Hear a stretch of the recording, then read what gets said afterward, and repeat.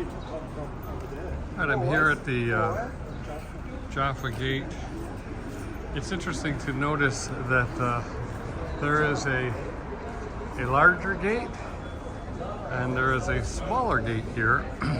Some people refer to this as the eye of the needle.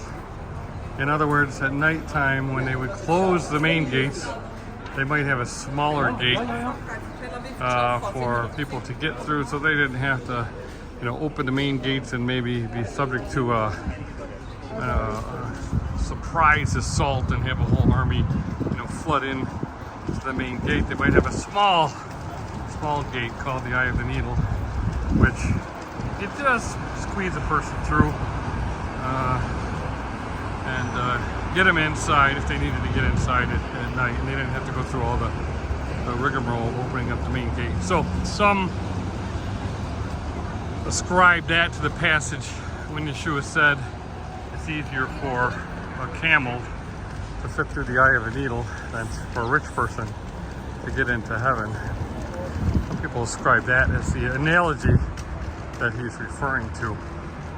So it's interesting to see these things in real life, and obviously it would be pretty rough for a camel to get through that part of the gate.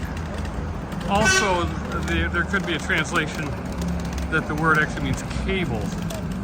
So in other words, a thick piece of string or rope. It's easier for a cable to get through the eye of the needle than a rich person to get into heaven. So either way, it kind of points away from being rich. That it's not necessarily a great thing to be rich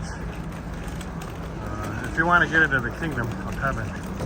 In fact, on many occasions, Yeshua, look at it. He was provided with all sorts of wealth when he was an infant, but during his ministry, he said, foxes have holes and birds have nests, but the Son of Man has nowhere to lay his head. So he traveled a lot. He was on the move, like the patriarchs of the faith. Abraham, Isaac, Jacob. They were all sojourners, as were prophets like Elijah the Tishbite. I did a teaching on it a little while ago, indicating that he's talking about Elijah the sojourner.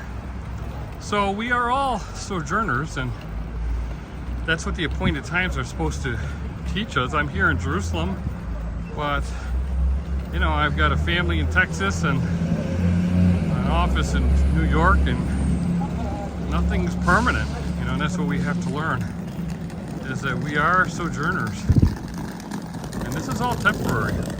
So, of course, that's the ultimate lesson that we rehearse when we move along to the appointed time of Sukkot, and then the 8th day, Shemini Atzeret.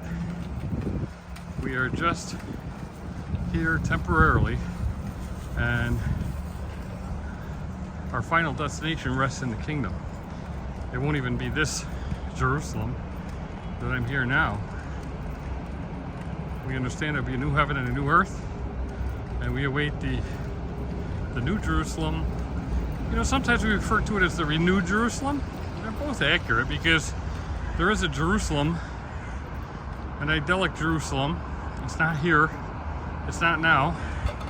So there will be a brand new city that Yeshua is building, and but it's also renewed, because it's within the context of the covenant that city is so special and so important. And that's why we come here and we rehearse. We understand this place is just temporary as well, but Yah will provide a more permanent solution to this situation when he sends the new or renewed Jerusalem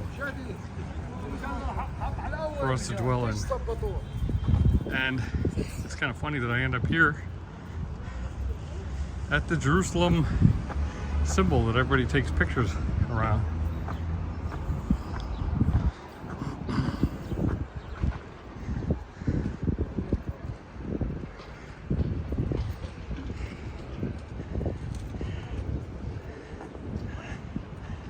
I heart Jerusalem.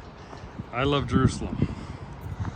Well, I love Jerusalem, but it's not necessarily this Jerusalem, which the book of Revelation refers to as Sodom and Egypt, and it really is Sodom and Egypt. It's so disappointing for some people to come here thinking they have such high expectations, and it really is Sodom and Egypt. So if we have circumcised hearts, we should have hearts for Zion, the renewed Jerusalem that we await.